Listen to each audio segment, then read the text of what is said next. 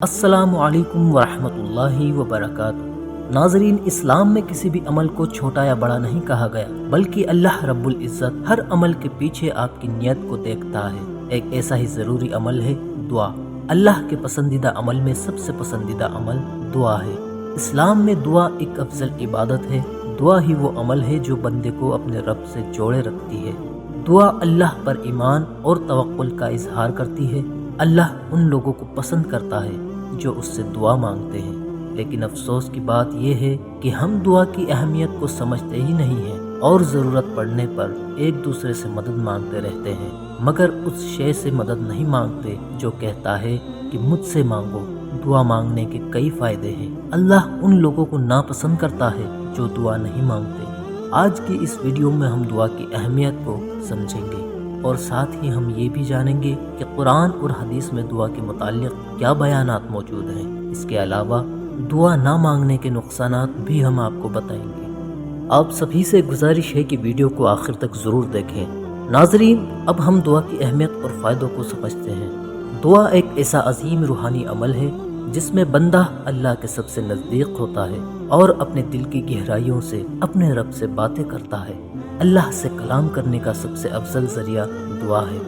دعا کرنے کے لیے وقت درکار نہیں ہے، مطلب آپ جب چاہیں اور جہاں چاہیں اپنے رب سے کلام کر سکتے ہیں۔ دعا میں ہم اللہ سے اپنی آزمائشوں میں کامیابی کے لیے مدد مانگ سکتے ہیں، اللہ سے ہدایت پانے کے لیے گزارش کر سکتے ہیں، اور ساتھ ہی دعا میں ہم اللہ سے اپنی خواہشات کا اظہار کر سکتے ہیں، حالانکہ وہ ہمارے دلوں کو خوب بہتر جاننے والا ہے۔ اللہ سے دعا مانگنے کے کئی فائدے ہیں۔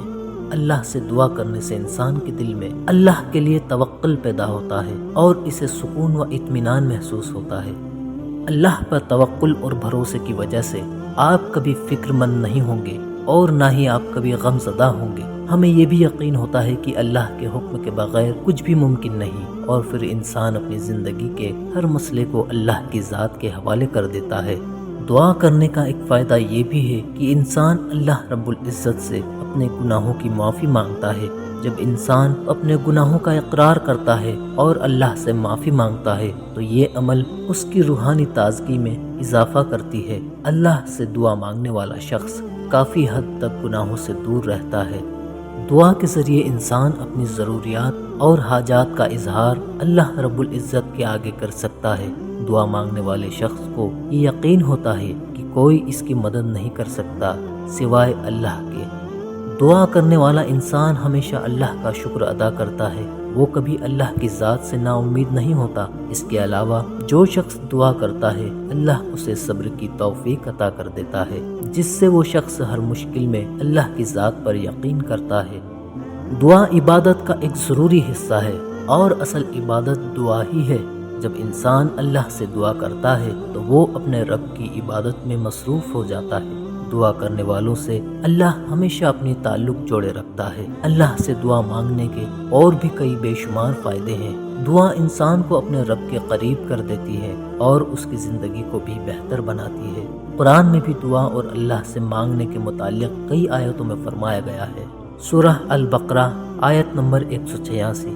اے پیغمبر صلی اللہ علیہ وسلم، جب تم سے میرے بندے میرے بارے میں دریافت کریں تو انہیں معلوم ہو کہ میں تو تمہارے پاس ہی ہوں۔ جب کوئی پکارنے والا مجھے پکارتا ہے تو میں اس کی دعائیں قبول کرتا ہوں، تو ان کو چاہیے کہ میرے حکموں کو مانیں اور مجھ پر ایمان رکھیں تاکہ نیک راستہ پائیں۔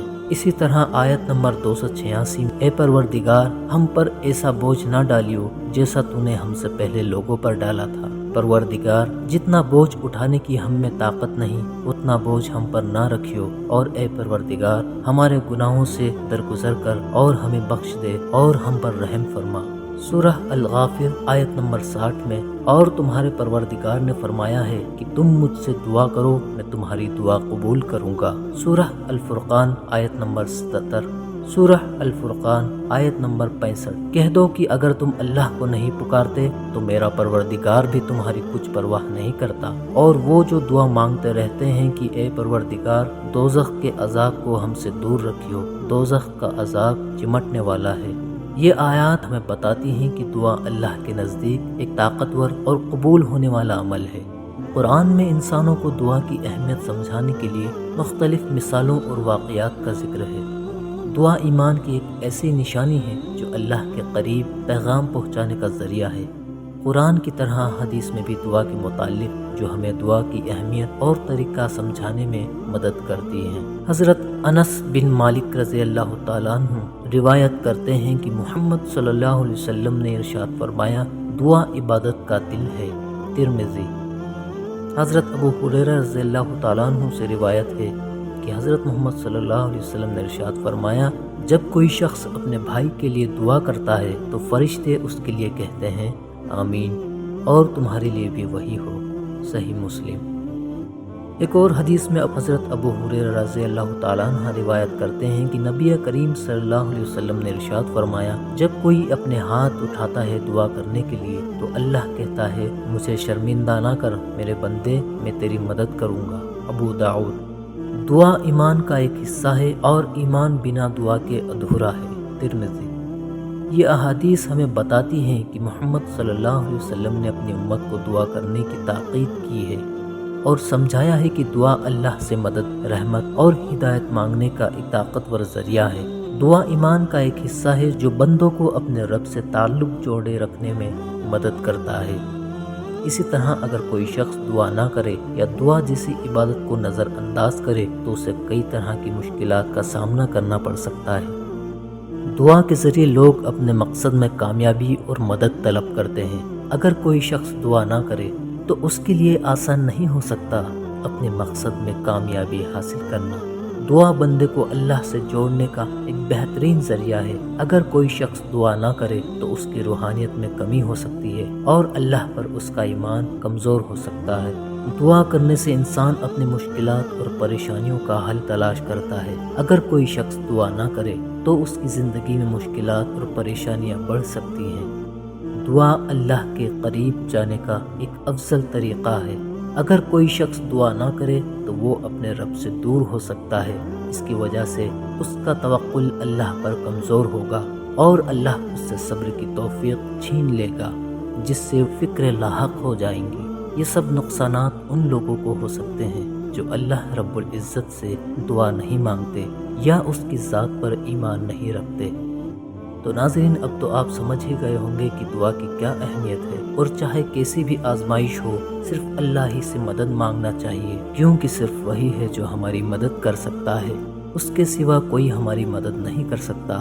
اللہ ہم سبھی کو آنے والی ہر آزمائش میں ثابت قدم رکھے، ہمیں صبر کی توفیق دے۔ اللہ ہمیں صرف اسی کی عبادت کرنے کی اور اسی سے دعا اور بخشش طلب کرنے کی توفیق عطا فرمائے۔ آمین یا رب العالمین۔ ناظرین، آپ سبھی سے گزارش ہے کہ اگر آپ کو یہ ویڈیو پسند آئی ہو تو اسے ضرور لائک اور شیئر کریں، اور اسی طرح دینی اور اسلامک ویڈیوز دیکھنے کے لیے سکون چینل کو ضرور سبسکرائب کریں۔ اگر آپ بھی کسی موضوع کو تفصیل سے سمجھنا چاہتے ہوں تو کمنٹ کر سکتے ہیں، ہم ضرور آپ کے بتائے گئے موضوع پر ویڈیو بنائیں گے۔ بہت جلد نئی ویڈیو کے ساتھ حاضر ہوں گے انشاءاللہ۔ السلام علیکم ورحمۃ اللہ وبرکاتہ۔